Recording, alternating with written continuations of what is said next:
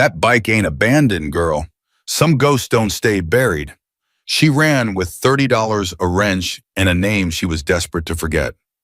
By morning, the desert highway behind her was swallowed by 146 pairs of headlights, and not a single one belonged to the law. Emily Carter didn't know what she'd bought from that scrapyard. She didn't know whose blood stained the photograph hidden beneath the seat. She only knew one thing: she was never going back. Not alive. If this story already has you, hit subscribe, drop your city in the comments, and let's see how far Emily's ride takes us. The clock on the wall of the Black Ridge Diner read 11:47 p.m. when Emily Carter made the decision that would change everything. Not a plan, not a carefully thought-out escape route mapped on a gas station receipt. Just a decision, the kind that lives in your chest for years before it finally claws its way out through your throat and forces your feet to move before your mind can talk you out of it. She had been bussing the last tables of her double shift, wiping down the laminate countertops that smelled like burnt coffee and old grease when her phone buzzed in her apron pocket. One text, 4 words. "Don't be late tonight." That was all Wade ever needed to say. She stood there for a full 30 seconds holding that phone, and something inside her, something that had been cracking for years, the way ice cracks in slow motion across a frozen pond, finally gave way all at once. Her hand stopped shaking, her jaw unclenched. The fear that had lived behind her sternum like a permanent bruise just went quiet. And in that quiet, Emily Carter heard herself think clearly for the first time in years. I am not going home. She folded her apron on the counter, set it down neat the way her mother had taught her before her mother stopped being able to teach her anything. She walked to the break room, grabbed her backpack from behind the employee lockers, the one she had packed 3 weeks ago, and repacked twice since then. Never quite believing she'd actually use it, and she walked out the back door of the Black Ridge Diner into the Montana night without looking back. 32 degrees, no jacket warm enough, one backpack, $30 in change scraped together from tip jars and the broken piggy banks she kept in the back of her sock drawer, and her father's old socket wrench, the only thing of his that Wade hadn't thrown away or sold, wrapped in a dish towel at the bottom of the bag. She didn't take Wade's truck. She thought about it. She knew where he hid the keys, but she also knew that a stolen vehicle report filed by the county sheriff would put every officer in 3 states on the lookout for her before she crossed the Montana state line. Wade had friends, Wade had a badge, and Wade had a very particular talent for making things that disappeared come back to him. So she walked. She walked through the gravel alley behind Main Street, past the shuttered hardware store and the boarded-up pharmacy, past the elementary school where she'd once believed the world was bigger than Black Ridge, past the edge of town where the streetlights ended and the highway opened up into nothing but darkness and wind and the kind of cold that bites all the way through to your memory. She had exactly one plan: get far enough from Black Ridge before sunrise that Wade's jurisdiction meant nothing. Cross state lines. Disappear. What she did not have was a way to do it. The Greyhound station in Billings was 90 miles east. $30 wouldn't cover the fare, and definitely wouldn't leave her enough to eat when she got wherever the bus was going. She couldn't call anyone in Black Ridge. Wade had spent 8 years making sure she had no one in Black Ridge she could trust completely. And hitchhiking on a Montana highway at midnight was his own particular kind of danger. She was 3 miles outside of town, walking on the gravel shoulder with her head down against the wind, when she saw the lights, not headlights, floodlights. Sutter's Salvage and Scrap, a dirt lot full of dead cars and rusted machinery, enclosed by a chain-link fence with a hand-painted sign that had been weathering since before Emily was born. She'd driven past it 1,000 times without ever stopping. But tonight at 12:30 in the morning, there was a light on in the small cinder block office at the front of the lot, and through the window she could see a shape moving around inside. She almost kept walking. Almost. But then she saw it parked at the edge of the lot, half covered by a tarp that had blown back in the wind, and her feet stopped moving on their own. A motorcycle. Old. Beat to hell. The chrome was so pitted with rust it looked more brown than silver. The leather seat was cracked down the middle. One of the exhaust pipes had a dent like something had kicked it. The fuel tank, deep burgundy, once now faded to a color that couldn't quite decide what it was, had a scrape along the left side that had never been repaired. But the frame was whole, the tires were there, both of them. Emily had grown up watching her father work on bikes in the garage on Saturday mornings. She didn't know everything. But she knew enough to know that a motorcycle with 4 intact tires, a complete frame, and an engine she couldn't yet verify was worth more than $30 in any universe that made sense. She pushed open the gate. The man who came to the door of the cinderblock office was old in the specific way that men who've spent their whole lives outdoors in hard weather become old, deep-creased face, permanently squinting, eyes, hands that looked like they'd been shaped by decades of gripping things made of metal. He wore a flannel shirt with the sleeves rolled up despite the cold, and he was holding a coffee mug that said, "World's okayest grandpa." He looked at Emily the way people look at stray dogs that show up in bad weather, not unkind but cautious. "We're closed," he said. "I can see that," Emily said. "I want to buy that bike." He looked at the Harley, looked back at her. "That bike's not for sale." Everything in a scrapyard is for sale. That's literally the definition of a scrapyard. He studied her for a moment. She must have looked exactly like what she was, a young woman standing alone on a highway at midnight with a backpack and wet eyes that she was working very hard to keep steady. "How old are you?" he asked. "Old enough." "That's not an answer." 20, she said. 20 years old, and I need a motorcycle, and I have $30, and that's all I have in the world right now. So if you're going to tell me to go home, I need you to understand that I don't have one. Something moved across the old man's face. Recognition, maybe. Or memory. He looked at the Harley again, long and slow, the way people look at things they've been avoiding looking at directly. "That bike's got problems," he said finally. "So do I." Another pause, longer this time. "You know how to ride?" "My father taught me." "Your father know you're out here at midnight?" "My father's dead," Emily said. "The man who replaced him is why I'm out here." She watched him decide. She could see it happening across his face the same way she'd learned to read every adult face in her life, measuring, calculating, landing finally on something that looked like it cost him a little. $25, he said. "I have 30. 25 is what I said." He went back inside and came back with a key on a plain metal ring. Just the one key. No keychain, no tag. He held it out to her, and when she took it, he kept hold of her hand for just a second, not in a strange way, but in the way that old people sometimes hold on to young people when they think they might be the last adult the young person sees for a while. "That bike ain't abandoned, girl," he said. His voice had changed, lower, more careful. "What do you mean?" He looked at her, then at the Harley, then back at her, and she could see something working behind his eyes, something he was deciding whether to say or swallow. "Some ghosts don't stay buried," he said, and then he let go of her hand and went back inside and shut the door. Emily stood there in the cold for 3 seconds. Then she straddled the Harley, said a quiet word that was half prayer and half apology to the memory of her father, and kicked the engine to life. It started. Rough, loud, unhappy about it. The engine knocked in a way that made her wince, and the exhaust note had an irregular rhythm, like a heart with a problem.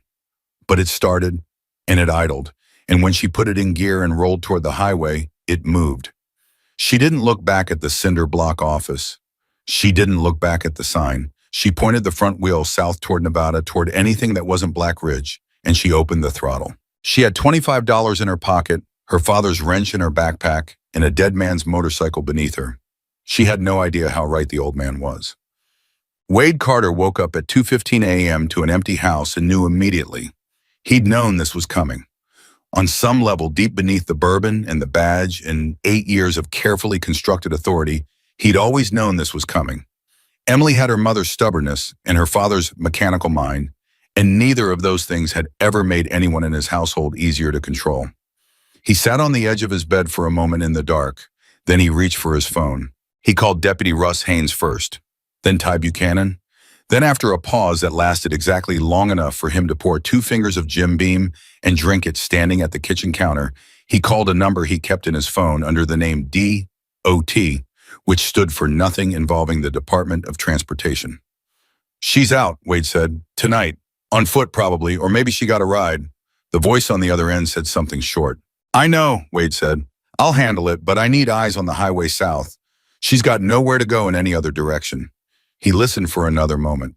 "Yeah," he said, "I know what's at stake." He hung up, poured another finger of bourbon, looked at the kitchen counter where Emily's apron was folded neatly. She must have come home long enough to leave it, he thought, before he realized no.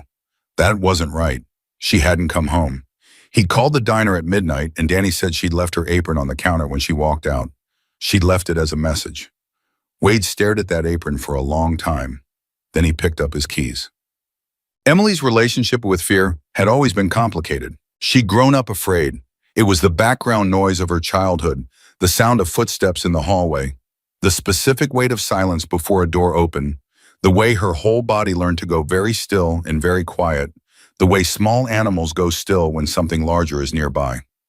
Fear had been her constant companion for so long that she'd stopped experiencing it as a distinct emotion and had started experiencing it more like a weather condition, always there, varying only in intensity. But riding that Harley south on Route 93 at 1 in the morning, through the dark and the cold with the engine coughing beneath her and the wind cutting through her jacket, like it wasn't there, Emily discovered something that surprised her. She was not afraid. She was cold. Her fingers were going numb around the grips. The headlight threw a pale yellow cone that barely reached 30 feet ahead. The engine kept doing that knocking thing that made her stomach tighten, and she had no idea if the bike was going to make it another mile or another 50. But she was not afraid. She was something else. Something she didn't have an immediate word for, a feeling that lived in the same neighborhood as afraid but faced a different direction. Not running away from something, running towards something, even if she didn't know yet what that something was. She crossed into Idaho just before 4 a.m. The Harley had been threatening to quit for the last 20 miles. The oil pressure light, which she'd noticed was cracked but functional, had been flickering for the past half hour, and the engine temperature was doing things she didn't like.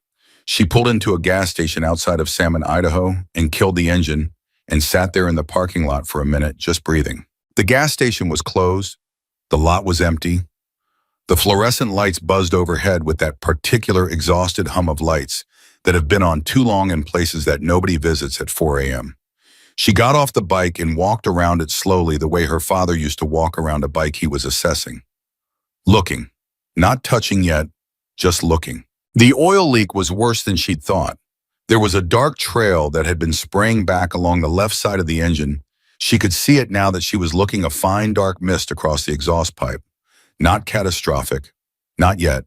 But it would be. She got the wrench out of her backpack. She worked for 40 minutes in the gas station parking lot at 4 a.m., lying on the cold asphalt, tightening what she could find to tighten, checking gaskets, with her fingers trying to buy herself miles.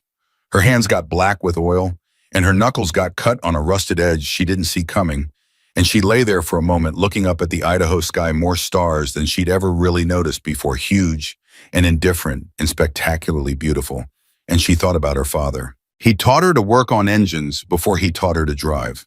If you can't fix it, you don't own it, he used to say. You're just borrowing it from the next breakdown. She missed him with a ferocity that surprised her even now.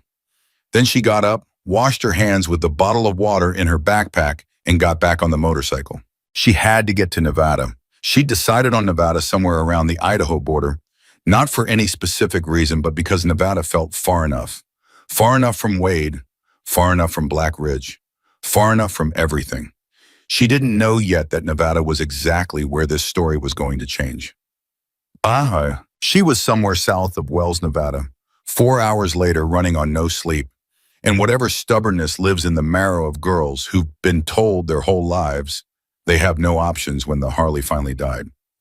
Not gradually, not with warning lights and polite mechanical suggestions. It just stopped. Mid-throttle on an empty highway with nothing visible in any direction, the engine seized with a sound like a mechanical scream, and the bike went dead beneath her. She coasted to the shoulder, sat there. The silence was enormous. No traffic, no lights ahead or behind. The wind was picking up from the west, carrying the smell of something metallic and cold weather coming, though she couldn't see it yet. The sky to the southwest had that heavy purple-green quality that means serious weather is building. She got off the bike. She stood on the highway shoulder in Nevada at approximately 8 a.m. surrounded by nothing, and she said several things out loud that she would not repeat in polite company.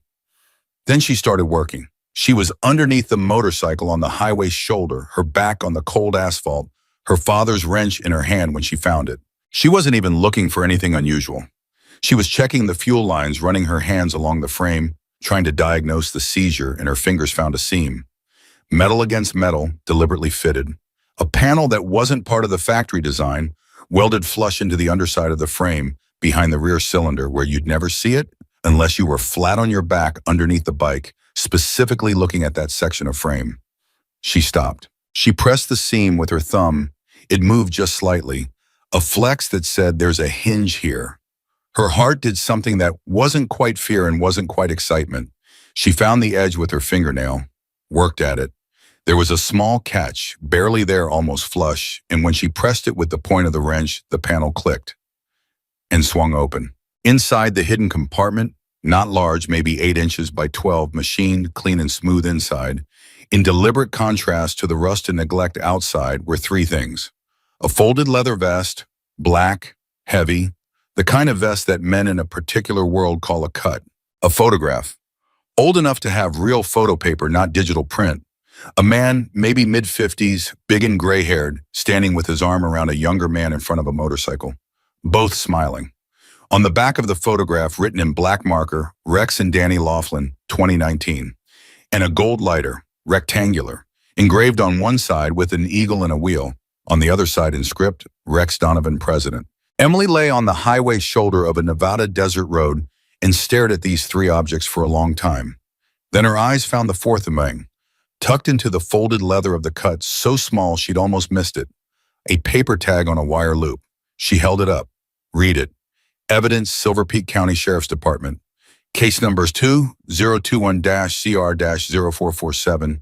Date log November 14th, 2021.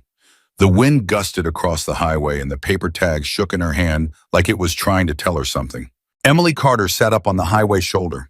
She looked at the Harley at what she thought was a $30 piece of junk from a forgotten scrapyard at the edge of the world's smallest dying town. She looked at the evidence tag. She looked at the gold lighter with the dead man's name on it. And very slowly, the way understanding arrives when it's carrying something heavy, she began to understand what the old man at Sutter's Salvage had been trying to tell her. This wasn't a dead motorcycle. This was a crime scene on 2 wheels. And somewhere between the moment she bought it and this moment on the Nevada highway, she had become part of a story that was already in progress, a story that had started 4 years ago with a man named Rex Donovan and a case that was officially closed and had never been anything like solved. The sky to the southwest broke open. The rain hit the highway hard.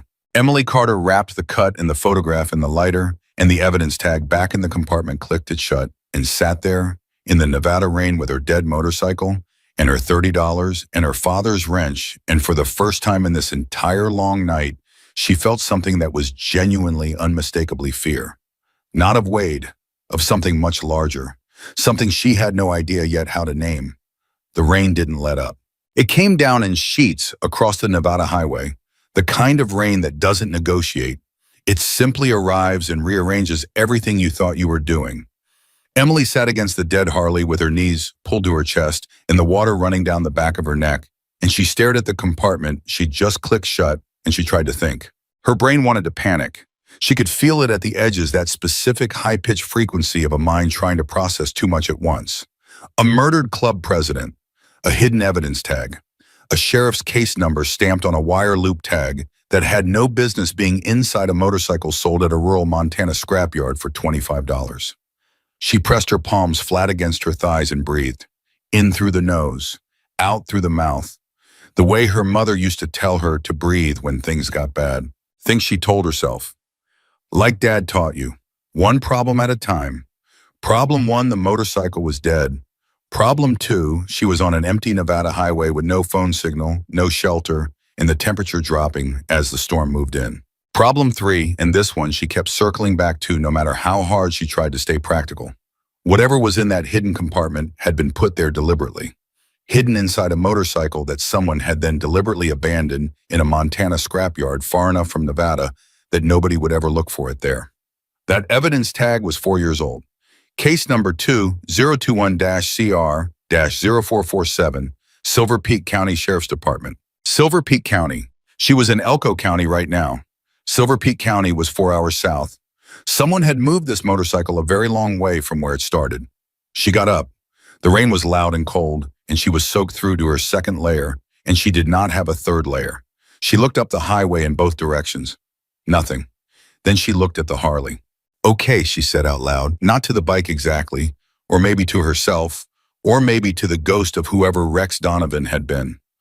I hear you. I just need you to give me something to work with. She opened her backpack, got out the wrench, and she got back under the motorcycle in the rain on the highway shoulder, and she started working again because there was nothing else to do, and because movement, the specific physical work of diagnosis and repair, was the only thing that had ever reliably quieted the noise in her head. The seizure had been the piston rings. She was pretty sure of that now. Oil starvation from the leak, she hadn't been able to fully stop at the Idaho gas station. The engine had cooked itself. Under normal circumstances, on a normal bike, with a normal situation, that was a tow truck problem, a shop problem, a several $100 problem minimum. But Emily Carter had not had a normal circumstance in 8 years, and she had learned a long time ago that necessity and stubbornness together could solve problems that money couldn't. She worked. The rain worked against her. Her hands went cold enough that she lost fine motor sensation in her fingertips and had to keep pausing to press them against her stomach for warmth. She found a partial solution, not a fix, but enough. If she could get the engine to turn over once without immediately seizing again, she might be able to limp it forward. Maybe 5 miles, maybe 10.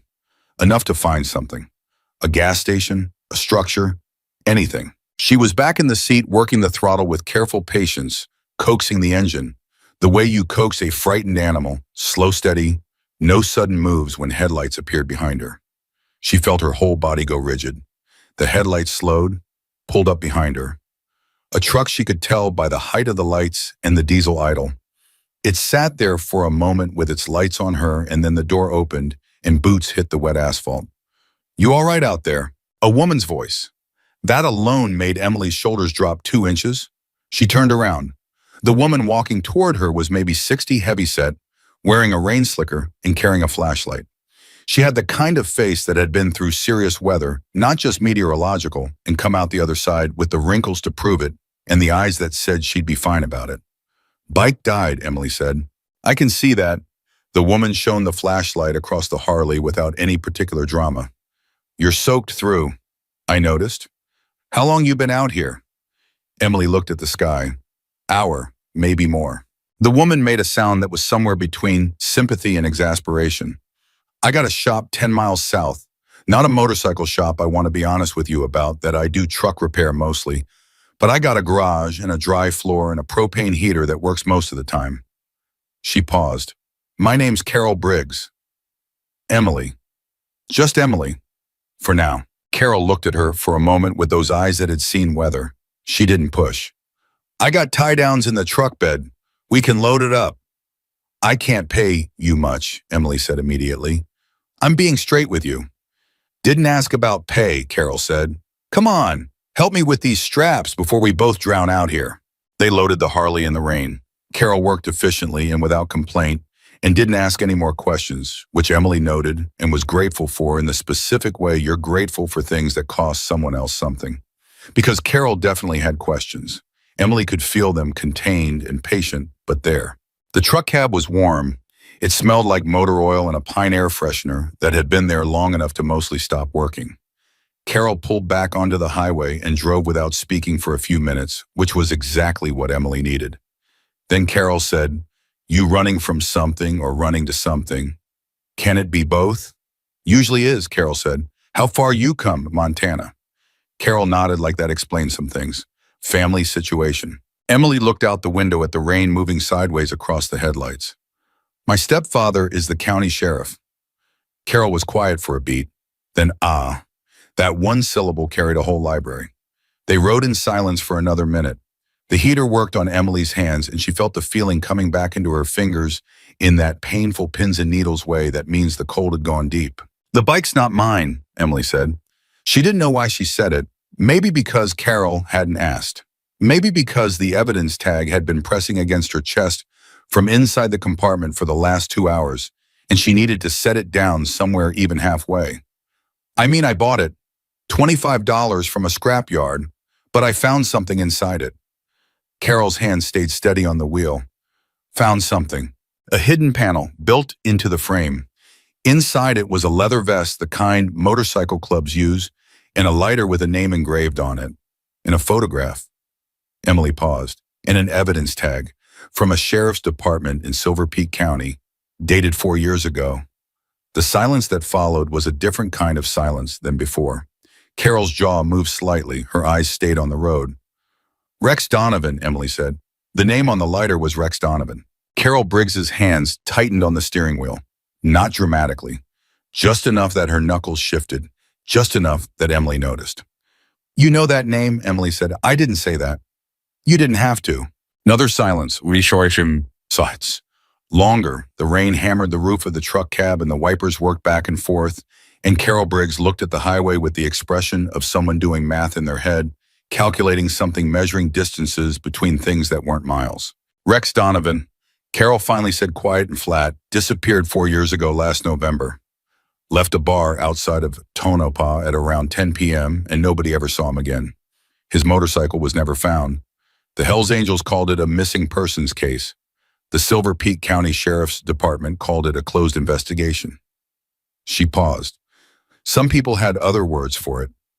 Emily's chest went very still. He's dead. Nobody ever found a body. That's not the same as nobody knowing. Carol looked at her sideways, just briefly, then back at the road. No, she said. It is not the same thing. What was he in the club? President. Ran the Nevada chapter for 12 years. Before that, he was a veteran. 2 tours, came back and built something here. People in that world respected him the way you don't see too often. Carol's voice had changed slightly, quieter, more careful. He wasn't a saint. None of those men are saints. But he had a code. And when he disappeared, the people who knew him knew it wasn't voluntary. Someone killed him, Emily said. Someone killed him, Carol agreed. The question was always who and why. She paused. And why the investigation closed so fast. Emily thought about the evidence tag. Case number 2021-CR-0447, Silver Peak County Sheriff's Department. The tag that had been hidden inside a motorcycle that had somehow ended up in a Montana scrapyard under a tarp with a hand-painted sign saying, "Not for sale." The sheriff closed it, Emily said. Carol didn't answer. Which sheriff? Emily said. Carol pulled off the highway onto a gravel access road. The garage, low wide, lit from inside with the yellow glow of fluorescent tubes, appeared ahead of them. She pulled the truck up to the rolling door, killed the engine, and sat there for a moment with her hands in her lap. I've lived in this part of Nevada my whole life, Carol said. 61 years. I have fixed trucks for ranchers and miners and long-haul drivers, and yes, occasionally for men in leather vests with patches on the back. I mind my business. I always have. She turned and looked at Emily directly for the first time since the conversation started. But I'm going to tell you something, Emily. Just Emily, and I need you to hear it clearly. Okay, Emily said. That bike you bought, whatever's inside it, you did not stumble into something small. Carol's voice was steady, but her eyes were not steady, not entirely. Rex Donovan didn't just disappear, man. He disappeared because he found something. Something about roots, money, a network that used legitimate law enforcement as cover. She stopped, started again. The people who made him disappear are still operating. And if that motorcycle has evidence in it, real evidence tagged and documented, then it's because someone in that investigation was trying to preserve proof and didn't trust the chain of custody. Emily stared at her. You mean a cop? A cop hid that evidence. I mean someone who knew what was coming, hid it in the safest place they could think of, and then lost the ability to retrieve it. Carol's jaw was tight. And if Wade Carter's name is anywhere connected to any of this, then you running out of Black Ridge tonight was either the best decision you've ever made or the most dangerous one. Possibly both. The name landed like a stone dropped in still water. Emily had not told Carol her stepfather's name. She had said, my stepfather is the county sheriff. That was all. I didn't tell you his name, Emily said very quietly. Carol looked at her. The silence stretched between them like a wire pulled too tight. No, Carol said finally. You didn't. Emily's hand found the door handle. Not to run, there was nowhere to run to. But the instinct was there, immediate and physical, the way 8 years of living with Wade had trained her body to locate exits before her mind fully processed the reason. Easy, Carol said. Her voice was different now, not softer exactly, but more deliberate. I'm not your enemy. I want to be very clear about that. Then be clear about how you know his name. Carol exhaled. It was the exhale of someone who has been carrying something heavy for a long time and has just decided to set it down.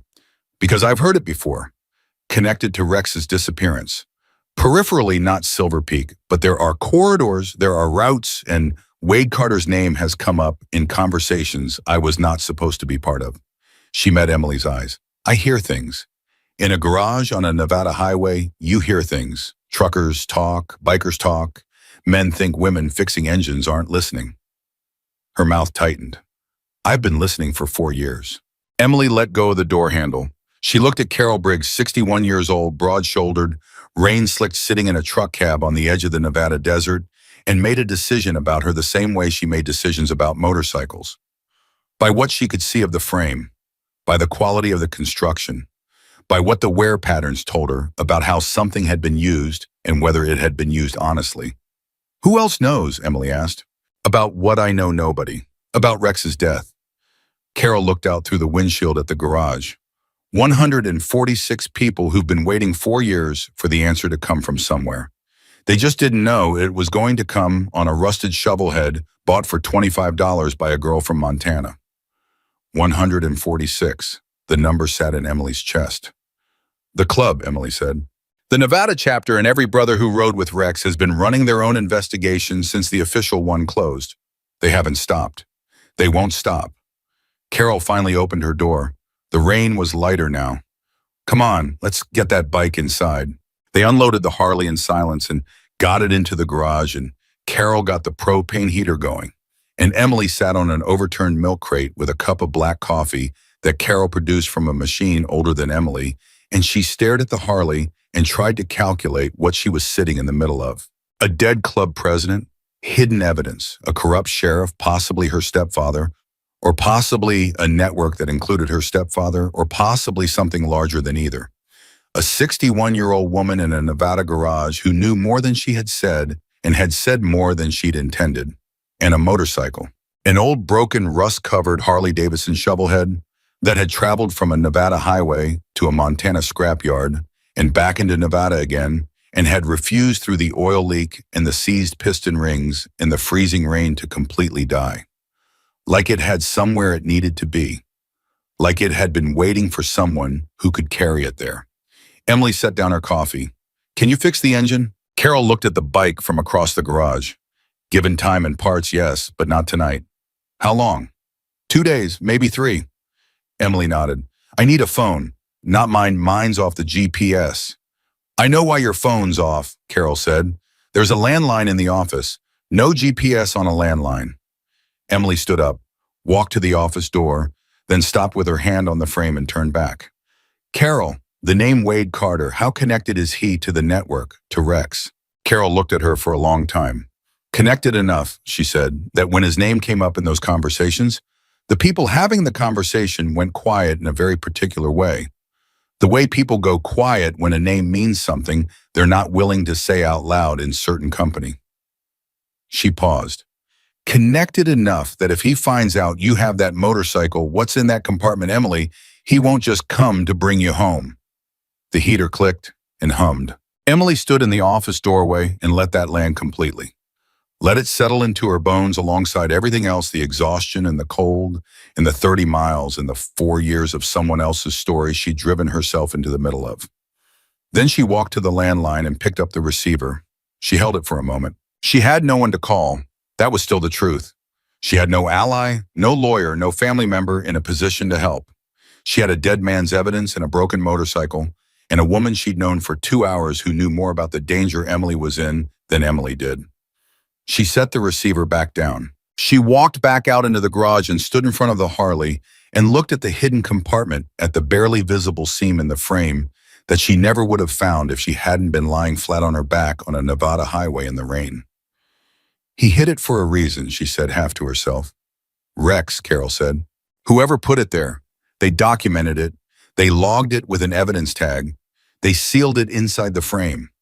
Emily touched the seam with her fingertip. They weren't hiding it so it would disappear. They were hiding it so it would survive, until someone found it who couldn't be bought and couldn't be threatened into silence. She looked up at Carol, someone who had nothing to lose. Carol looked at her across the garage. Something changed in her face, not quite pride, something quieter than that. Recognition, maybe. The same thing Emily had seen in the old man's face at Sutter's salvage just before he let go of her hand. Well, Carol said quietly, then I guess it found the right person. Outside, the rain was stopping. The storm was moving east, and somewhere behind it, invisible but coming, Wade Carter was moving south with his badge and his connections and his specific talent for making things that ran from him come back. He didn't know yet about the compartment. He didn't know yet what was inside it. But the network he was part of, the one that had put Rex Donovan in the ground and buried the evidence in a Montana scrapyard, that network had eyes on Nevada highways. It had ears in county dispatch offices. It had people who noticed things. And at approximately 3 a.m. in a truck stop 40 miles north of Carol's garage, a man in a gray pickup truck with Montana plates made a phone call and said 4 words. She's in Nevada, south. The man in the gray pickup made his call and drove on and didn't stop. And that was the thing about networks built on fear. The people inside them didn't need to be brave or committed or even particularly smart. They just needed to be afraid of the right person. Afraid enough to make a phone call. Afraid enough to keep driving after they did it. Emily didn't know about the call. She was asleep on a folding cot in the back of Carol's office, still in her damp jacket because she hadn't wanted to take it off her father's wrench on the floor beside her like a talisman. She slept the way people sleep when their body has made the decision for them hard and sudden, and without dreams, or at least without dreams she could hold on to when Carol woke her at 6 in the morning. Someone's been asking around, Carol said. She was standing in the office doorway with 2 mugs of coffee and her face arranged in the specific, careful expression of someone delivering bad news in a measured way. Donna at the truck stop north of here called me 20 minutes ago. A man in a Montana truck was asking if anyone had seen a young blonde woman on a motorcycle heading south. Said he was a law enforcement officer looking for a runaway. Emily sat up. The exhaustion hadn't finished with her, but her mind snapped to alert the way it had always did when Wade-shaped danger entered the room, even a room Wade wasn't in yet. How far north? 40 miles, maybe less by now if he kept driving. Emily took the coffee, drank half of it standing up. The bike. Still in pieces. I told you 2 days minimum. I don't have 2 days. Carol looked at her steadily. I know. Emily set down the mug and went into the garage. The Harley was laid open the way Carol had begun breaking it down the night before, methodical, experienced parts organized on a workbench with the kind of order that comes from decades of doing this work. Emily stood in front of it and felt the specific helplessness of knowing exactly what needed to be done and not having the time to do it. There has to be another way, Emily said. There might be, Carol said from behind her. She paused, that same careful pause from the truck cab the night before, the pause of someone measuring what they were about to say. There's a number I've had for 2 years. I never called it. Wasn't sure I ever would. Emily turned around. Carol was holding her phone. Not offering it, just holding it, looking at it the way you look at something that represents a door you can't unopen once you walk through it. The club, Emily said. A contact. Someone I trust about as far as I trust anyone in that world, which isn't all the way, but is far enough. Carol looked up. If I call this number and tell them what you found, what's in that compartment, Emily, there is no version of that conversation that stays small. You understand what I'm telling you. You're telling me it becomes real.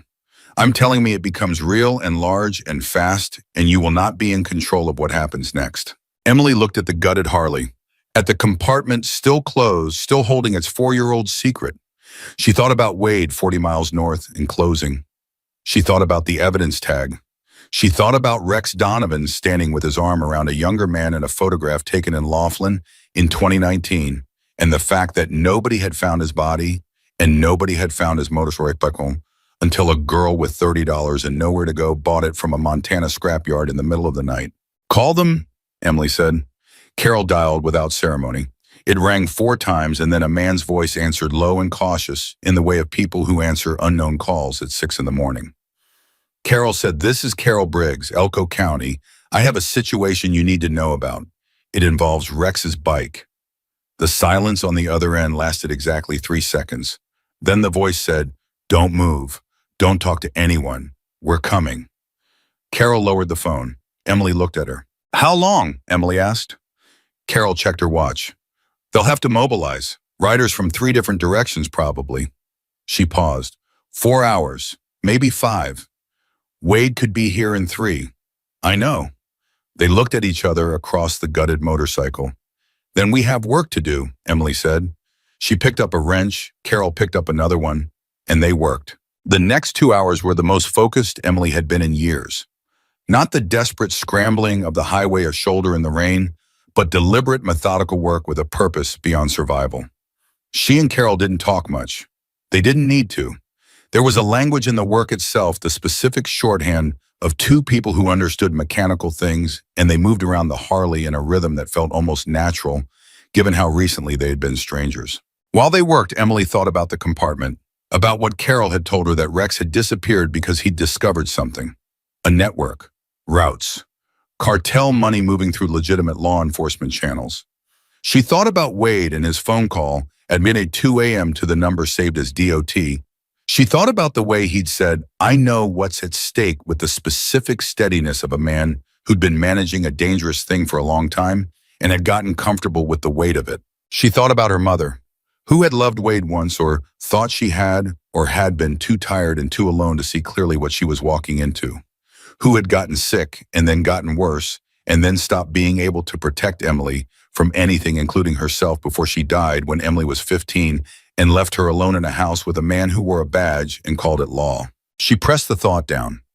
Not a way she'd stopped trying to put things away entirely a long time ago. Just down, beneath the work, beneath the morning. At 8:15, Carol's phone rang. Carol answered it, listened. Her face changed, not dramatically, but specifically the way a face changes when information arrives that reorganizes something. How many? She said into the phone. She listened. Understood, as she said, and hung up. She turned to Emily. They're not sending a contact, Carol said. They're sending everyone. Emily stopped what she was doing. Define everyone. The Nevada chapter rides together or not at all when it involves Rex. The man I called Heat told Maddox. Maddox is the current acting president. Carol set down her wrench. Maddox made 2 calls, one to his road captain, one to the charter in Reno. She paused. They're consolidating, riding in formation. How many people is that? Carol looked at her steadily. 146. The number landed in the garage like something physical. Emily had thought she was prepared for it. Carol had said it the night before. 146 people who'd been waiting 4 years. But hearing it now with a timeline attached to it, with the reality of it organized and mobilizing and pointed in her direction, it was entirely different. They're coming here, Emily said. They're coming to the bike, Carol corrected. There's a difference. To them, this isn't about you. It's about Rex. She held Emily's gaze. But you're the one who found it. So when they get here, you're going to have to stand in front of 146 people and tell them exactly what you told me. Emily thought about that. She thought about being 20 years old and having spent the last 8 years practicing invisibility, learning to take up less space, make less noise, need less of everything as a survival strategy in a house with a man like Wade. Then she thought about that moment in the Black Ridge diner, setting her apron on the counter, the quiet in her chest that had replaced the fear. Okay, she said. Okay, Carol repeated like she was confirming something she'd suspected. They kept working. At 9:40, a black SUV appeared on the gravel access road. Not bikers, too quiet, too deliberate in its approach. It parked 20 feet from the garage door and 2 men got out, both in plain clothes, both with the specific posture of men who carry weapons as a matter of routine. Carol was at the garage door before Emily could move. I'll handle this. But one of the men had already seen Emily through the open bay. He raised his hand, not aggressively, but with the kind of authority that doesn't need aggression because it's never had to develop it. Emily Carter, he said, not a question. Emily stepped forward. Who's asking? Deputy Sheriff Ty Buchanan, Clearwater County, Montana. He had a badge out, standard issue. His face was maybe 45, unremarkable, with eyes that were doing more work than his expression suggested. Your stepfather has filed a missing persons report. We've been authorized to locate and return you. I'm 20 years old, Emily said. You can't return me anywhere. You're not being detained, Buchanan said carefully, but Sheriff Carter is concerned for your safety and Sheriff Carter is why I left, Emily said. Her voice came out steadier than she expected. And you're 400 miles outside your jurisdiction. Buchanan's jaw moved slowly. He glanced at his partner and then back at Emily. We're here in cooperation with local. No, you're not, Carol said from beside Emily. Her voice was flat and certain. There's been no interagency request filed with Elko County. I know the sheriff here personally. If there was cooperation, I'd know about it. She looked at Buchanan with 61 years of Nevada woman behind her eyes. So I'd like to know what you're actually doing here, Deputy, and I'd like to know it before I make a call of my own. Buchanan looked at Carol, looked at Emily, something recalculated behind his eyes. We're just trying to make sure Emily gets home safely, he said. The sentence came out with less conviction than it started with. Emily is safe, Carol said. Emily is an adult, and Emily is in Nevada, which is not in your jurisdiction on any paperwork that exists. She paused. Now, are we going to have a problem? The two men exchanged a look. We'll be in the area, Buchanan said finally. He looked at Emily, and this was the part that Emily noticed filed kept. He didn't look at her the way someone looks at a runaway they've been sent to find. He looked at her the way someone looks at a problem they've been sent to evaluate. The distinction was subtle. It was also important. If you decide you want help getting home, Miss Carter, we're available. They got back in the SUV and drove back down the gravel road and turned south on the highway. Emily watched them go. He knows, she said, about the compartment. Carol shook her head. Maybe not specifically, but he knows you have something, or he's been told you might. She watched the SUV disappear. Buchanan, Wade mentioned that name when I was listening at a truck stop 2 years ago. He's not just a deputy, he's part of it. He just looked right at me and lied about why he was here. Yes? And Wade sent him 400 miles to do it. Which means Wade knows the bike is important, even if he doesn't know exactly what you found. Which means he'll be here himself soon, Emily finished. He won't trust this to anyone else. Carol nodded. They went back inside. Emily sat on the milk crate and looked at the Harley and did the math she'd been avoiding. Wade was coming. Buchanan was already here and would be reporting back. The club was 4 hours out, maybe less. And somewhere in the middle of all of this was a compartment full of 4-year-old evidence that could either destroy the network or get Emily Carter buried in the Nevada desert alongside the man who tried to expose it first.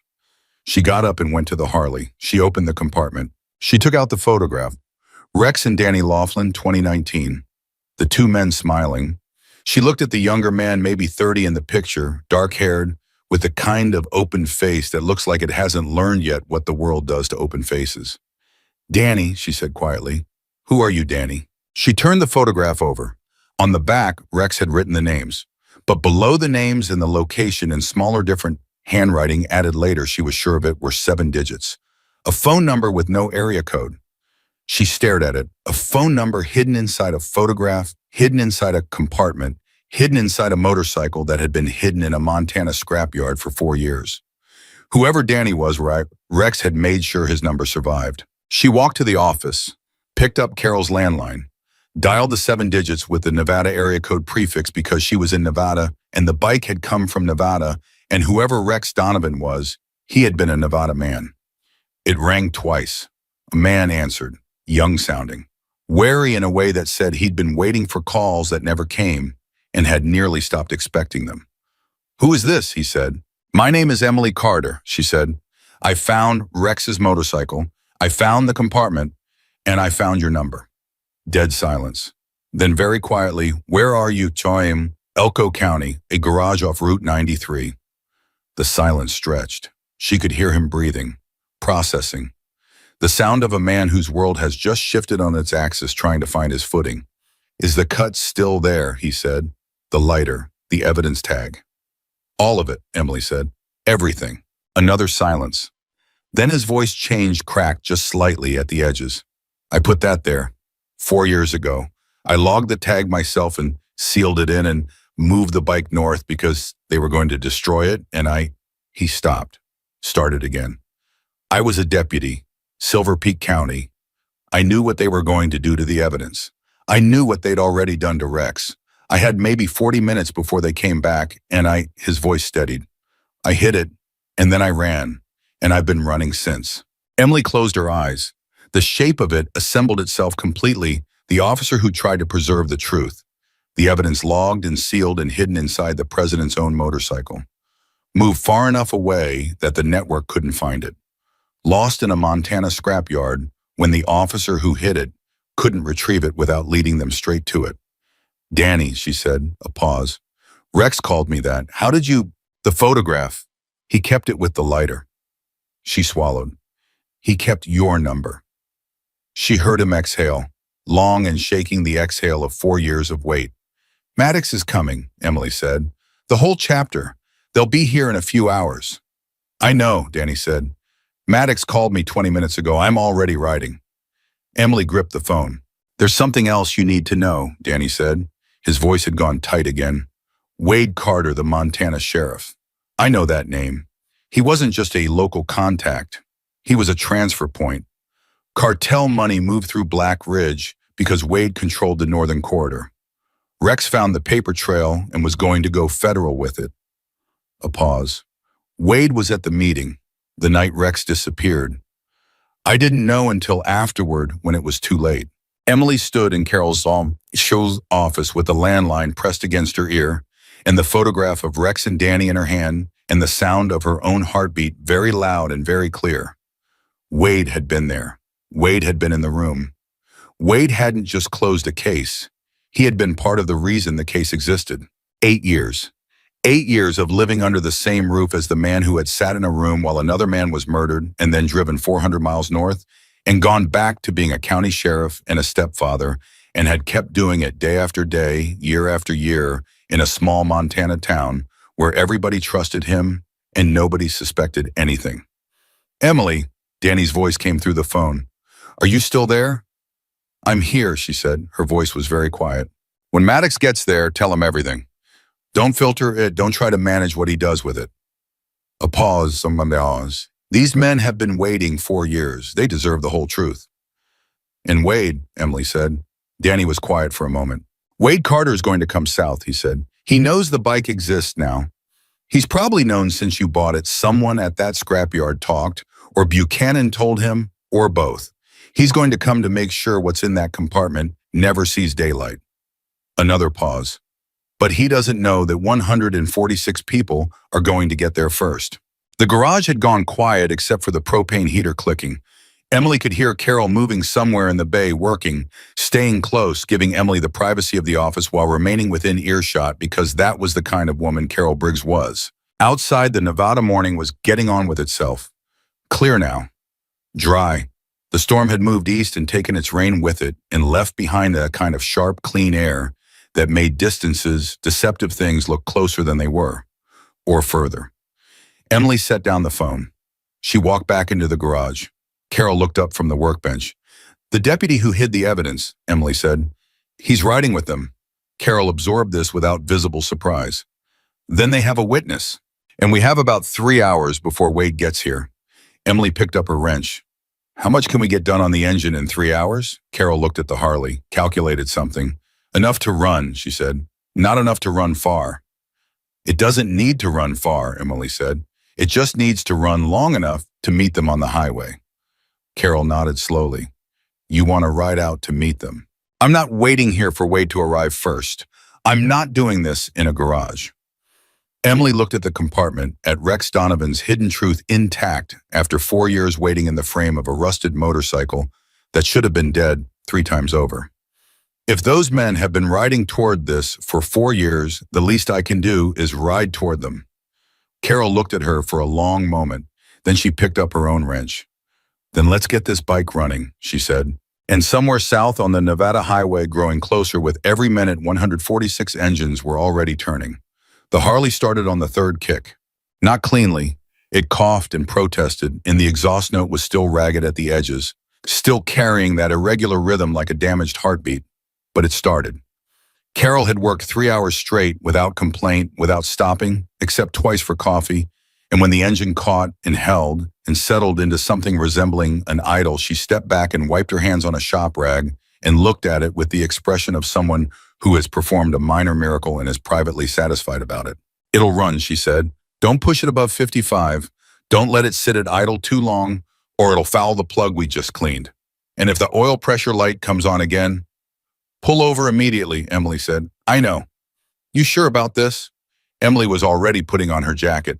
I'm sure I'm not waiting here for Wade to show up first. Carol nodded.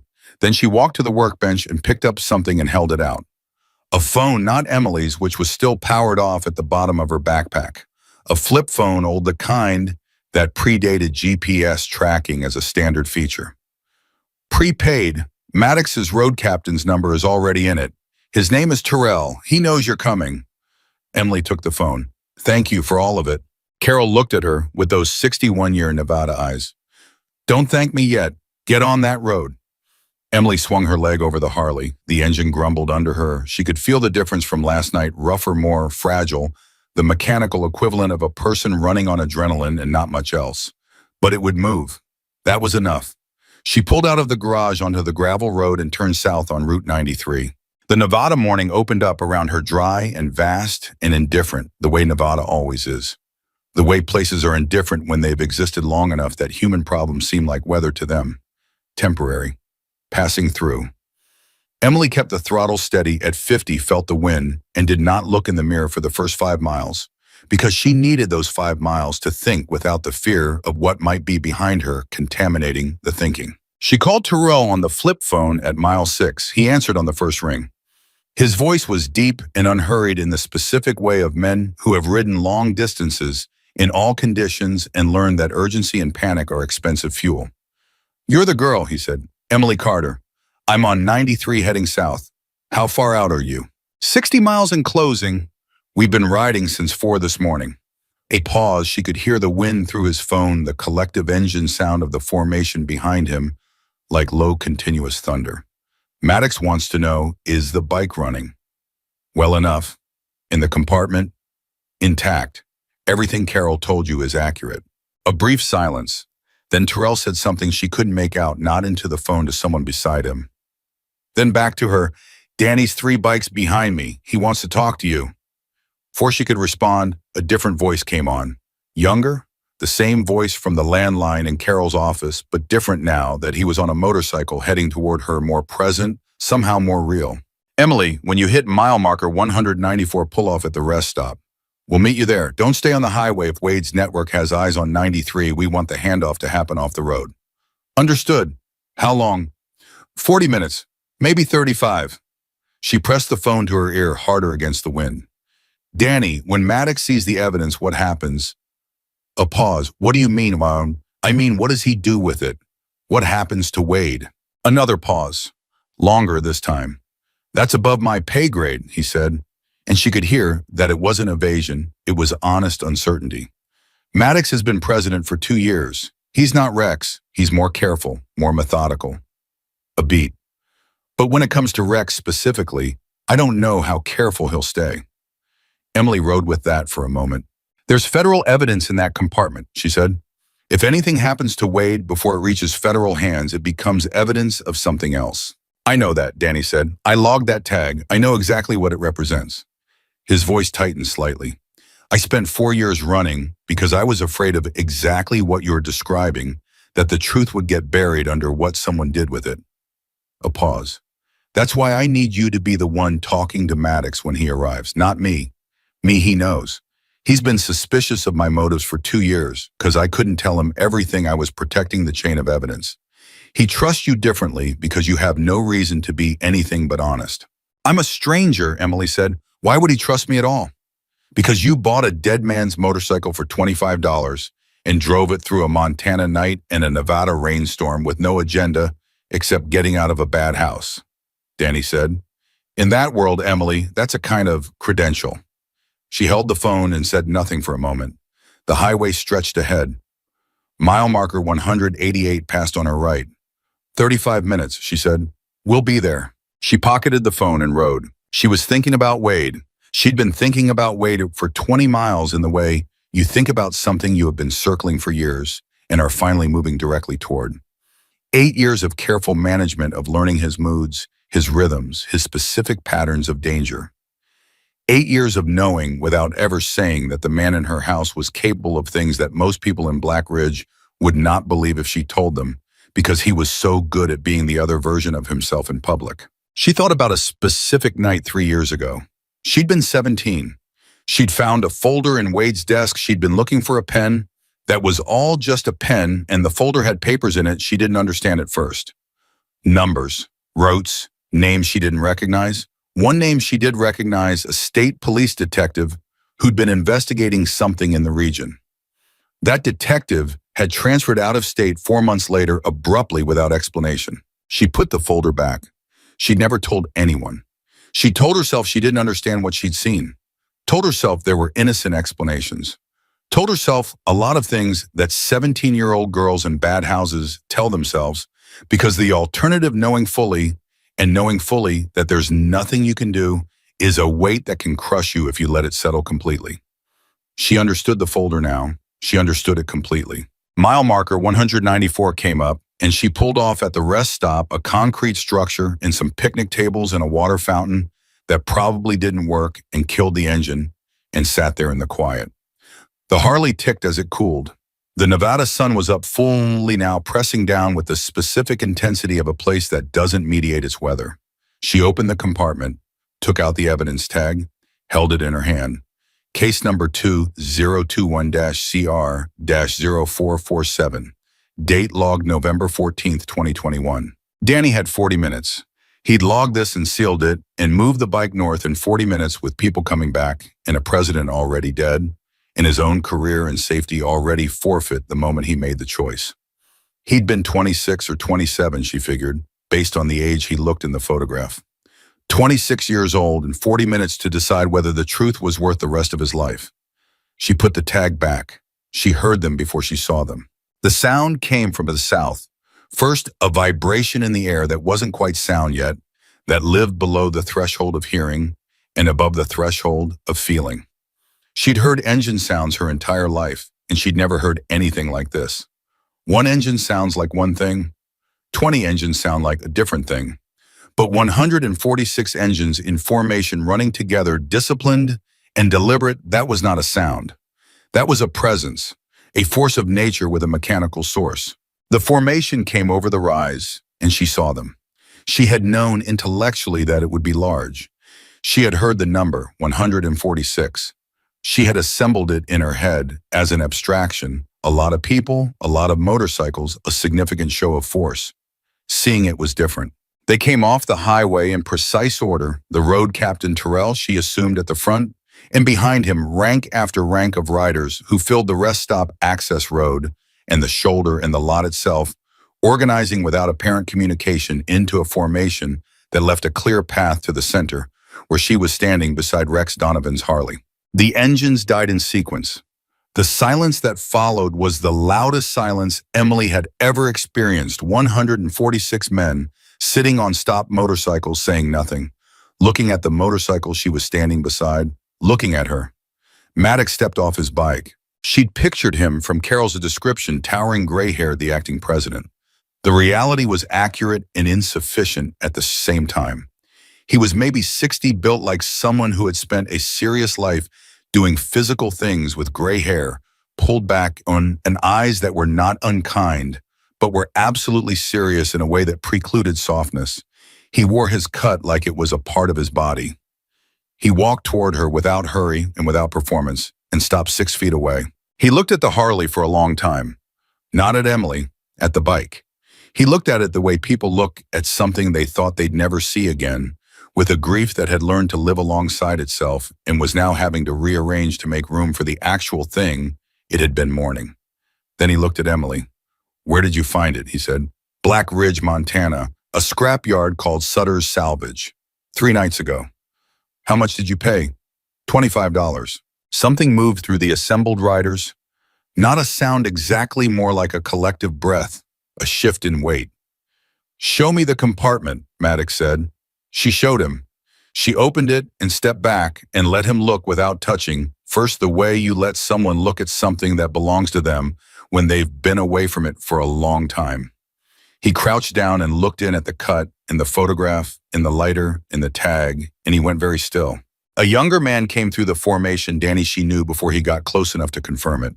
Dark-haired, early 30s, now the open face from the photograph carrying 4 years of what the world had done to it, but still recognizable.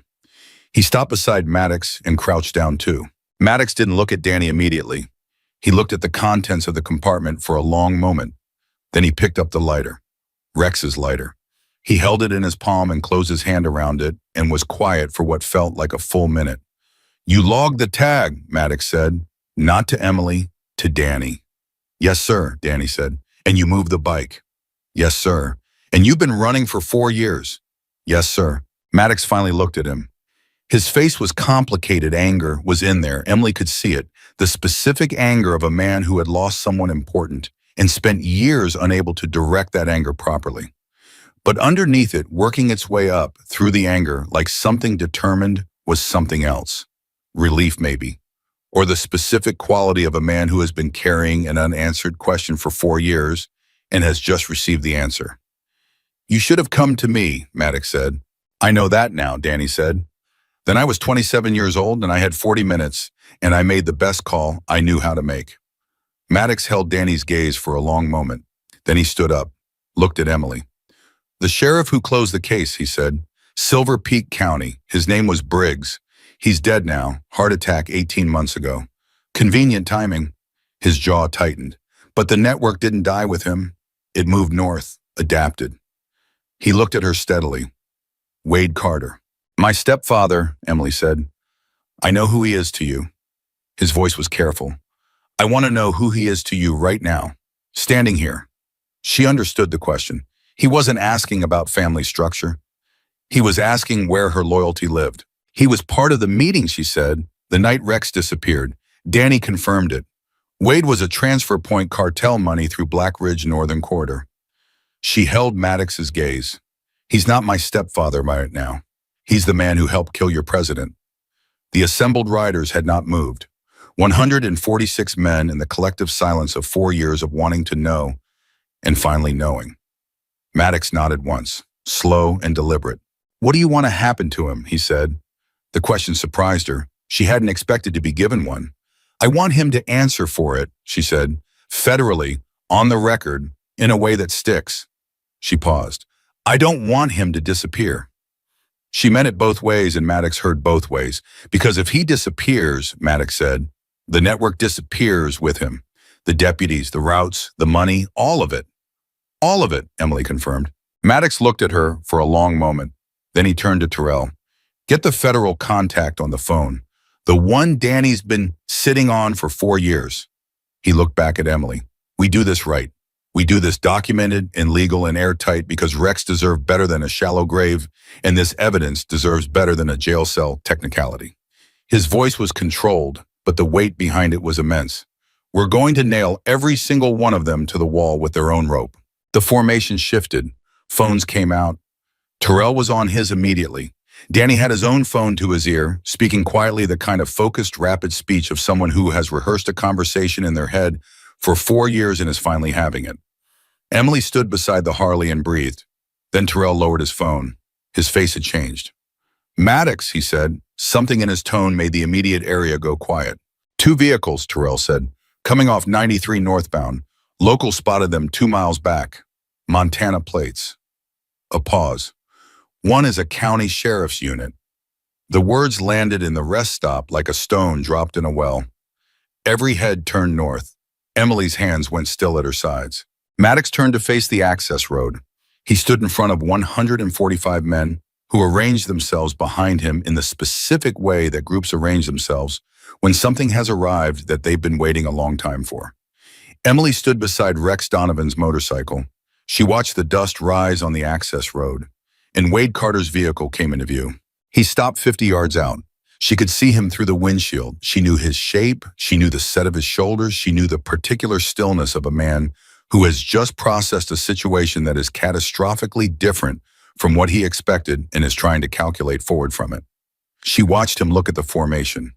At 146 riders, at the wall of men between him and where she was standing. She watched him understand. The vehicle sat there for a long moment, idling, not moving forward, not retreating. In that frozen 30 seconds, Emily thought about everything that had brought them both to this specific point in the Nevada desert. Every choice, every silence, every night she'd spent in that house, pretending she didn't know what she knew. Every morning she'd gotten up and gone to the diner and come home and survived another day. She thought about her father's wrench in her backpack. She thought about $25 and a rusted motorcycle and an old man saying some ghosts don't stay buried. Wade's door opened. He stepped out. He was in civilian clothes, not his uniform, which told her he'd left Black Ridge fast, not with the composed authority of a law enforcement operation, but with the urgency of a man who was panicking at a level below the one he was showing. He had his badge on his belt, he had his sidearm holstered, and he had the specific expression of a man who has spent years being the most powerful person in any room he enters, and has just walked into a room where that power means nothing at all. He looked across the distance at Emily. She looked back at him. 146 men stood between them, and none of them moved. Wade said nothing for a moment. His jaw worked. His eyes moved across the formation and came back to Emily, and she could see him recalculating. She'd watched him recalculate situations her whole life. She knew the exact way his face did it, and she could see the moment he landed on the calculation that there was no version of this he could force. "Emily," he said, his voice carried across the distance, controlled, careful, the voice he used in public, the reasonable voice. "You don't know what you've gotten yourself into." "I know exactly what I've gotten myself into," she said. Her own voice surprised her. Steady, carrying. "I know about Rex Donovan. I know about the Northern Corridor. I know about the meeting." She paused. "I know about the folder in your desk that I found when I was 17 and told myself I didn't understand." Something happened in Wade's face. Beneath the control, beneath the calculations, something cracked. Just slightly. Just enough. "You need to come home," he said. The reasonableness was getting harder to maintain. "I am never coming home," Emily said. Maddox took one step forward. That single step, one large gray-haired man moving 1 foot forward, did more than any threat could have done. Because it wasn't a threat, it was a statement of position. It said, "This is where we stand, and there are 146 of us, and we have been waiting 4 years for this morning." Wade's hand moved toward his sidearm and then stopped. Because even Wade Carter in that moment of desperate calculation understood what drawing a weapon in front of 146 witnesses with cameras already out would mean. His hand dropped. Terrell's voice came in from behind Maddox, steady and loud enough to carry, "Federal agents have been contacted. ETA 40 minutes. The evidence is documented and the chain of custody is intact." A pause. "Sheriff Carter, you are welcome to wait." Wade stood beside his vehicle in the Nevada morning and looked at Emily across 146 men and the weight of 4 years of buried truth. Danny stepped up beside Emily. He looked at Wade with the eyes of a man who had spent 4 years running from a choice he'd made in 40 minutes in a Nevada garage and had just stopped running. "It's over, Wade," Danny said quietly. "All of it." Wade looked at the formation, at the phones, at the documented evidence, at Emily standing beside Rex Donovan's motorcycle with her father's wrench in her backpack and $25 worth of purchase receipt in her pocket and 4 years of someone else's buried truth in her hands.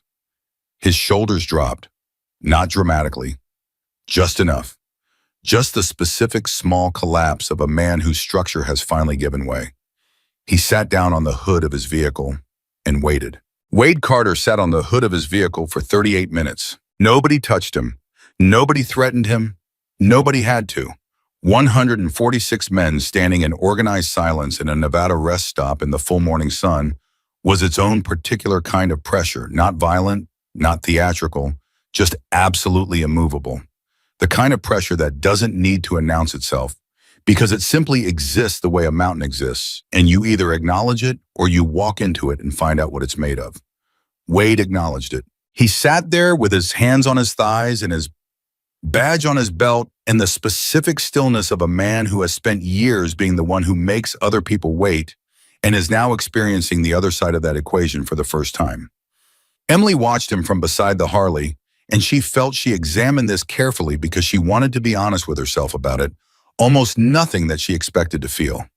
No satisfaction, no triumph, not even the particular bitter relief she'd imagined during all the years she'd spent constructing escape scenarios in her head at night. Mostly she felt tired. And under the tired, something quieter. Something that didn't have a clean name, but lived in the neighborhood of the end of a very long held breath. Terrell kept checking his phone. Danny stood 3 feet to Emily's left without speaking, which she appreciated. Maddox hadn't moved from his position at the front of the formation, hadn't sat, hadn't relaxed, stood with his arms at his sides and his eyes on Wade, with the patience of a man who has learned that patience is a weapon and has had 4 years to sharpen it. At minute 38, the federal vehicles arrived. 2 black SUVs and a third vehicle, unmarked dark blue, came off Route 93 onto the access road and parked in a line. 4 agents got out of the first 2 vehicles.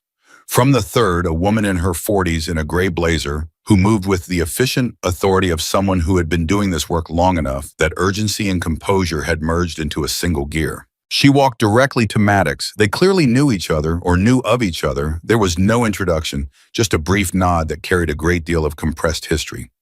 "Special Agent Karen Voss," she said. "Where's the evidence?" Maddox turned and looked at Emily. Every head turned and looked at Emily. She walked to the Harley, opened the compartment, stepped back, stepped. Agent Voss crouched down and looked in. She did not touch anything immediately. She looked for a long time with the focused attention of someone reading a document, and then she looked up at Danny. "You logged this tag," she said. "Yes, ma'am, November 14th, 2021.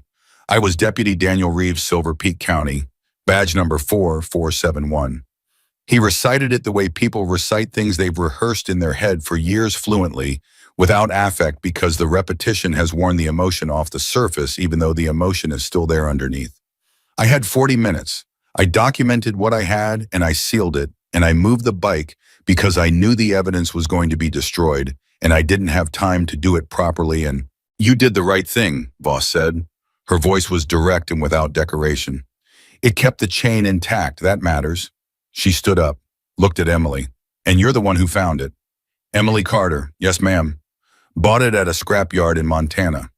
Black Ridge, Sutter's Salvage, $25.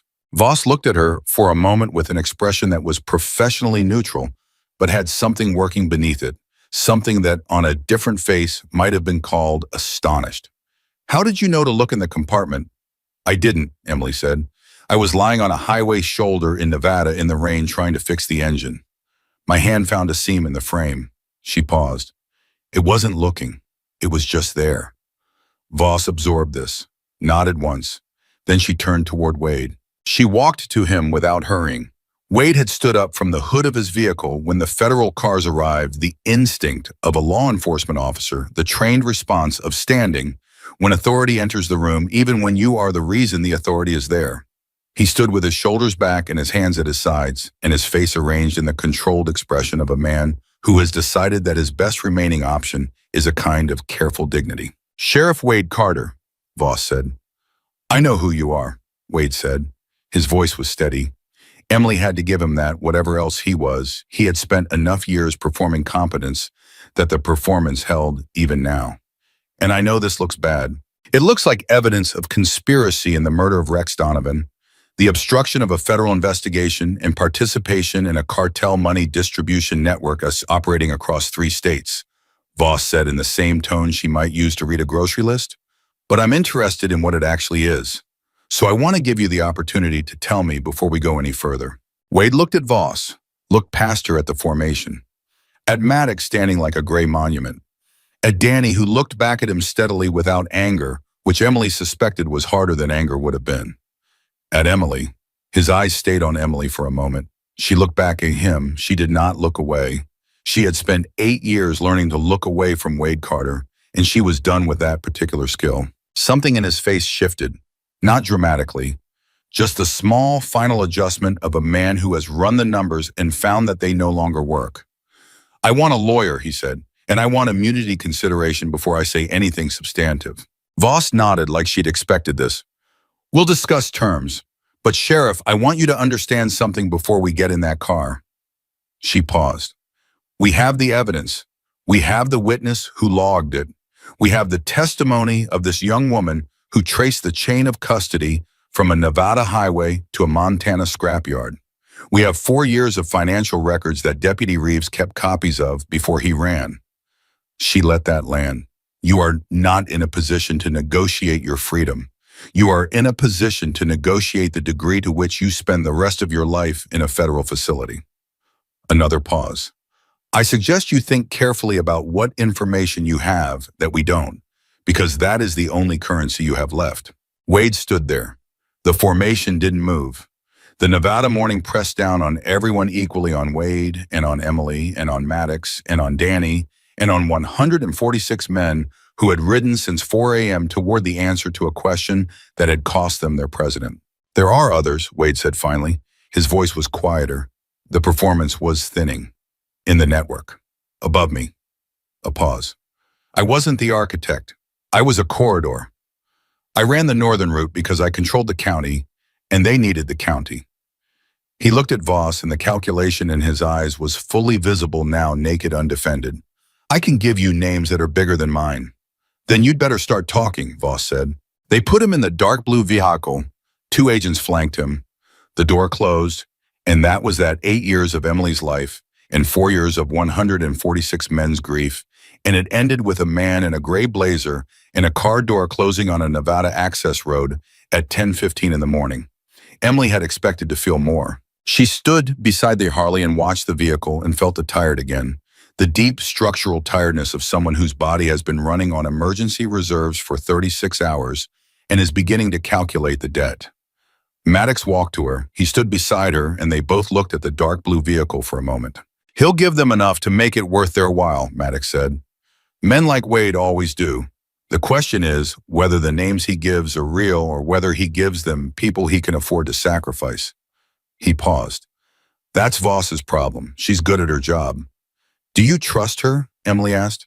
More than I trust most people with federal badges. Less than I trust most people without them. He looked at Emily sideways. Rex would have liked you. She didn't know what to do with that. You didn't know me an hour ago. I know what you did. Same thing. He turned to face her fully. You found something that was dangerous to find. You could have left it alone. You could have put the compartment back and ridden away and pretended you didn't see it. His voice was level and serious. But you didn't. I thought about it, Emily said honestly. I know. That's the part that matters. You thought about it, and you didn't do it anyway. She looked at the Harley, at the compartment still open now, being formally documented by one of Voss's agents with a camera and evidence bags. The cut and the photograph and the lighter and the tag coming out of their hiding place in daylight for the first time in 4 years, being photographed and labeled and logged with the patience of a process that moves slowly but moves completely. What happens to the bike? Emily asked.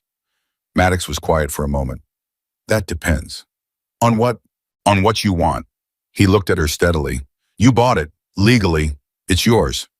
She thought about that, about the rusted frame and the seized engine and the hidden compartment and the ghost of Rex Donovan that had ridden alongside her through a Montana night and an Idaho gas station and a Nevada rainstorm and a highway shoulder and a rest stop and 40 minutes of federal custody proceedings. It belongs with you, she said. With the club, he was your president. Maddox nodded slowly. We'll restore it, he said, completely. Every part back to original condition. A pause. And we'll put it in the clubhouse as a memorial, with his cut and the photograph. His jaw tightened briefly. He deserves that.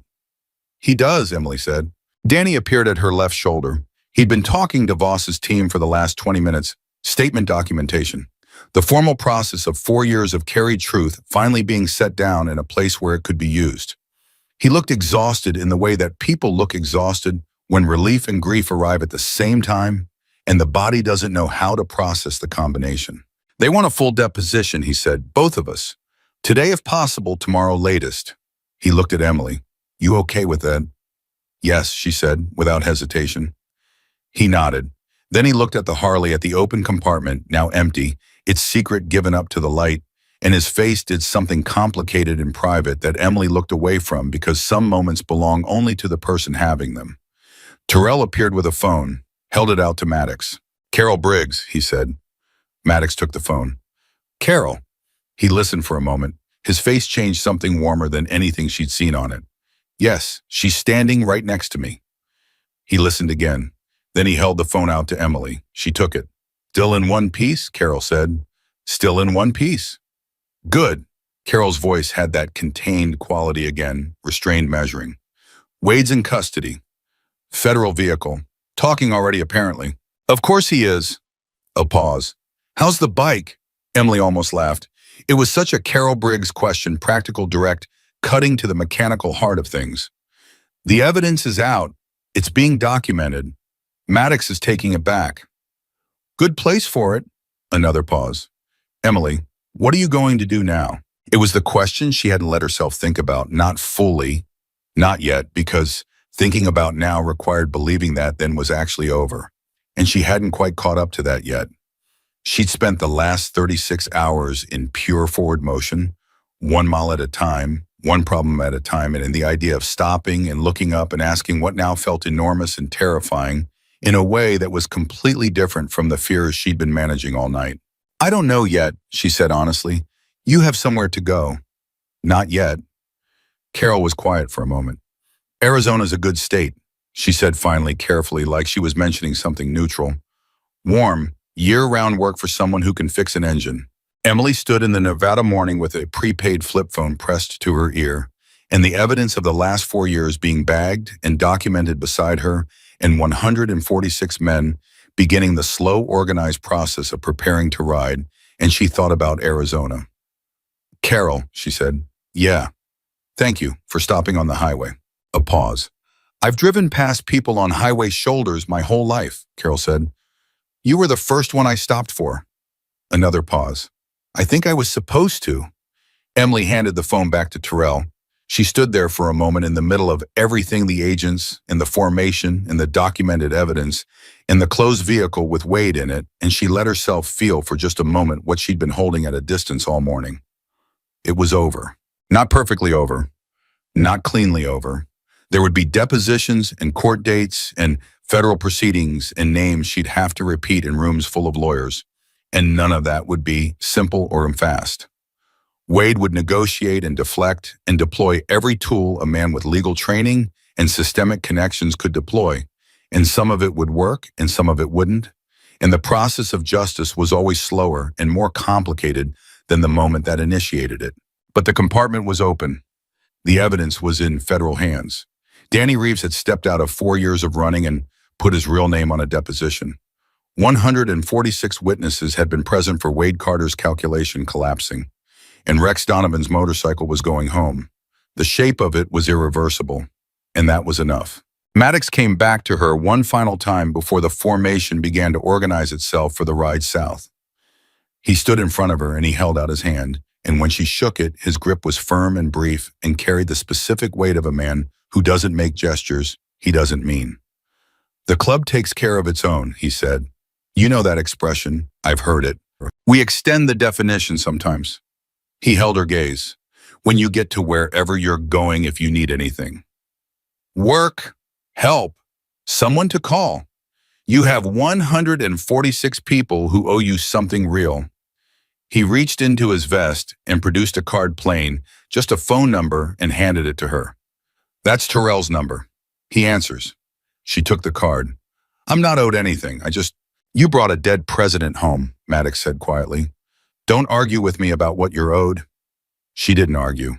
The formation moved out in organized sequence. The same disciplined precision they had arrived with now pointed back south toward Nevada's interior toward home. Danny rode near the front, just behind Terrell, and as he passed Emily, he raised 2 fingers from the grip in the specific understated salute of people who ride, and she raised her hand back, and that was their goodbye, and it was enough. The last engine sound faded south. The rest stop went quiet. Agent Voss found Emily standing alone beside the Harley, which would be transported separately carefully with the respect owed to evidence and to memorial, and stood beside her for a moment. You're going to be called as a witness, Voss said, likely multiple times. It could take 18 months before the main case goes to trial. I know, Emily said. Are you going to be all right in the meantime? Emily thought about this seriously. Not the reflexive yes that people produce when asked that question by authority figures. The actual question was, she going to be all right? She had $25 minus whatever she owed Carol, which Carol would refuse to take. She had her father's wrench and a backpack and a flip phone with 1 number in it. She had no car, no fixed address, no job, and a deposition appointment with the federal government. She had just spent 36 hours riding a dead man's motorcycle through a Montana night and a Nevada rainstorm toward a truth that had been waiting 4 years for someone to find it. She thought about what Carol had said. Arizona, warm, year-round work for someone who can fix an engine. She thought about her father walking around bikes on Saturday mornings. If you can't fix it, you don't own it. You're just borrowing it from the next breakdown. She thought about a rest stop in Nevada with 146 engines going quiet all at once. Yeah, she said, and she meant it. Not completely, not without the complications and the court dates and the long work of building something from nothing in a place where nobody knows her name. But underneath all of that, in the place where the real answer lives, yes, she was going to be all right. Voss nodded, produced a card. My direct number. If anyone connected to the network contacts you, makes threats, tries anything, you call me first. Not local law enforcement. Me.